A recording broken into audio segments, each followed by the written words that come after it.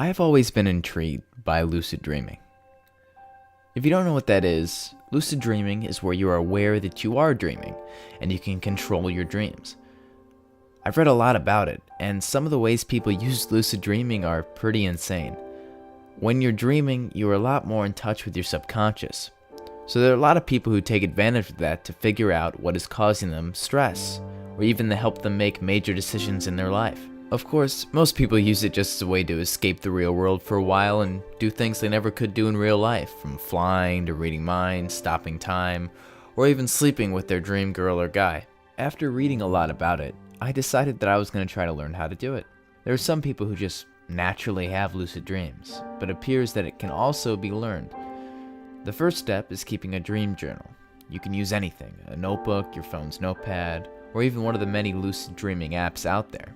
All you have to do is write down everything you can remember about your dream in the most detail you can remember the second you wake up. This is helpful because over time you start remembering more of your dreams and more details about them, and you can even find common themes your dreams tend to focus on. I realized pretty quickly that my dreams tend to be pretty boring. The reflections of my real life, driving to work, hanging out with friends, or going for walks. The next step people usually take is establishing reality checks. This is something you do on a normal basis to determine if you are awake or dreaming. The check I like doing is pretty simple. I hold my nose and try to breathe through it. This is effective because when you're asleep, you go into sleep paralysis and your body can't move. So if you're dreaming and you hold your nose, you'll still be able to breathe through it. After a few weeks of keeping a dream journal and establishing my reality checks, I had my first lucid dream. It wasn't anything fantastic. I was driving my car to work. I grabbed my nose and tried to breathe. I noticed pretty quickly that I could still breathe. I immediately got excited that I was lucid dreaming, but before I could try anything, I woke up. For a while it went like that. I started having more lucid dreams, slowly got better at just keeping them going before I woke up. It was really cool and I was really excited about it until weird stuff started happening. My first weird experience went something like this. I woke up, did my normal morning routine, got dressed, started driving to work. I was about halfway to work when I woke up. I was lying in my bed and had woken up to my alarm. That's weird, I thought to myself. I got out of bed, got in the shower, and then woke up back in my bed again. This went on like that for what felt like days. I eventually remembered my reality checks and eventually realized I was truly awake. I was holding my nose, I couldn't breathe through it. The whole thing shook me up pretty bad. There's nothing quite like thinking you're awake and then waking up. It was really hard to trust what was happening the whole day. I was paranoid that I was still just dreaming. I looked it up and read about this phenomenon. It's called a false start. It's where you think you're awake, but you're dreaming, and then you wake up. It's really disconcerting. And it makes it hard to know when you're awake or asleep sometimes, which is why the reality checks are so important. Sometimes it happens over and over again, like it did with me that morning. But it's nothing to really worry about, at least it wasn't at first.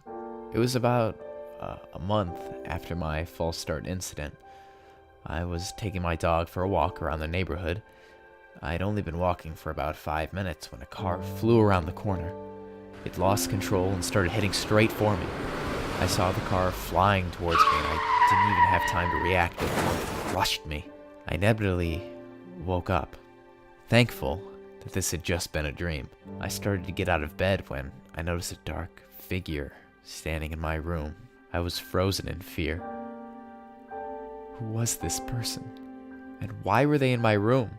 I sat there in my bed, staring at it for what felt like forever, and the whole time it just stood there, staring at me. But I noticed it was much closer than it had been at first. How did it get so close? It didn't move at all. It was just there, closer than before without any indication of movement. I could see it now. It was tall and slender, wearing a black hoodie. It took me a minute to realize what I was seeing, but underneath that hood was me. The next thing I know, I was I was waking up again.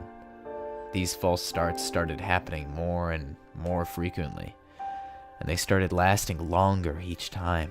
I became extremely paranoid. In the back of my head, I was always convinced that I wasn't actually awake. Thankfully, though, my reality checks always reassured me that I was awake. It was a normal day for me. I was paranoid beyond all belief that I was dreaming, so I ended up obsessively doing my reality checks to reassure myself that I was awake. I've been walking around the town I live in, and it was starting to get dark. Most of the shops around the town were starting to close, and I didn't really feel like going to the bar, so I started to walk back to my car. I grabbed my nose and tried to breathe. When I couldn't, I knew I was awake. I found my car in the now empty parking lot I had left it in and started to fish around my pocket for my keys. I thought I heard something behind me, but ignored it until I felt something hard, cold, and metal press against the back of my head. I froze in fear. I was beyond terrified. I knew I had been awake. I had just checked. This wasn't a dream. I was really standing here in this empty parking lot with a gun to my head. "Please," I squealed, my voice shaky and cracking. I don't want to die." The man behind me chuckled. It was the most evil-sounding chuckle I've ever heard. "Begging won't work on me. The only thing that will save you is the money in your wallet. If you have enough, you live. If not..." I started to cry. I knew that I was going to die. I work a full-time job at a computer repair shop, but I don't make much money, and I never carry any cash on me. The man behind me reached into my back pocket and grabbed my wallet. "Looks like you don't have enough." I heard that bang from the gun pressed against my head. I shot awake in my bed, grasping for air, covered in sweat, and I realized I had pissed myself. How was I awake? I just got shot. That was real. I checked. I did my reality check. It had been for real. My head spun and my heart raced. Why did my reality check not work? That day, I looked around for sleep disorders and found one. It's called REM behavior disorder, or RBD. It's where your body doesn't go into sleep paralysis and you act out some of your dreams. I was asleep, and I had reached up and grabbed my nose to see if I could breathe. But I couldn't, because in real life, I had reached up in my sleep and grabbed my nose. My reality check was shattered. I couldn't trust it anymore. Maybe I wasn't really awake. Every single waking and sleeping moment of my life from then on became a fit of extreme paranoia. I never knew if I was awake or not. I think I finally figured it out though. Because today the whispers started. I can hear them. They're whispering awful things to me. I don't know why I'm writing this, but it felt right. I had to let others know what was happening, even though I'm sure this is all just a dream. You see, I figured out how to wake up finally. I don't think I've been awake for quite some time. This is just a really awful and long fit of false starts. That's the only explanation. Nothing else makes sense, because my world is falling apart. I got fired from my job. My girlfriend left.